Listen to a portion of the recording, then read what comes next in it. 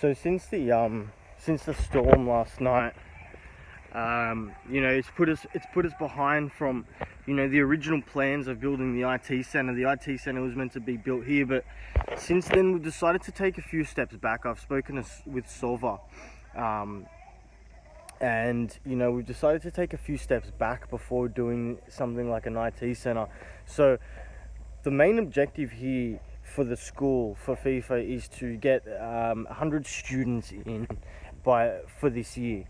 I'm being bitten by red ants. These things hurt so much. So the main objective is to get 100 students this year. Currently, at the moment, we have 25 students.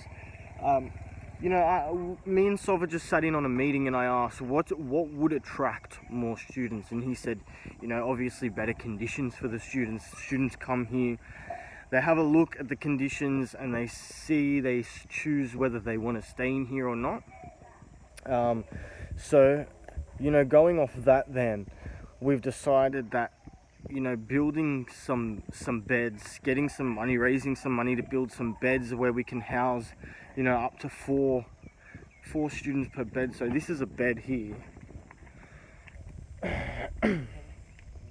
and we can put 4 students on that thing. And so if we get about 60 of these, then we can put up to 100 students or so, all together. Well, that's the aim anyway. So if without these beds we have pretty much nothing. So they're just on the floor sleeping. So we need to raise some money for the beds for the students, because sleeping on the floor is obviously really dirty and dangerous and not appealing for the students. When students come here and they're looking to apply for the school, and they see the conditions, they're less likely to apply for the school and go through it, without a bed. If they're sleeping on the floor, that's pretty tough.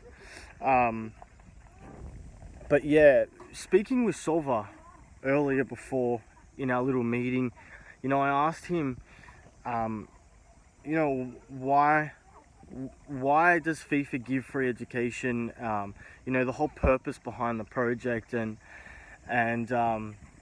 it's these kids are school dropouts, and they come from rural villages, and they're unable to get to get out of this vicious cycle of poverty. So giving kids free education is necessary to get as many people out of this poverty cycle as possible. And FEFA have found a lot of these students jobs. They found every single one of the students who have graduated through the school. They have found them jobs, and are in constant contact with their employers and all that kind of stuff. And Sova's actually going to Phnom Penh tomorrow to visit some of the students, some of the previous students, and speak with them about their new employment arrangements and life after being educated and at FEFA. And so we're going to take a step back and look at ways in which we can attract more students to the school. This is free education for the students,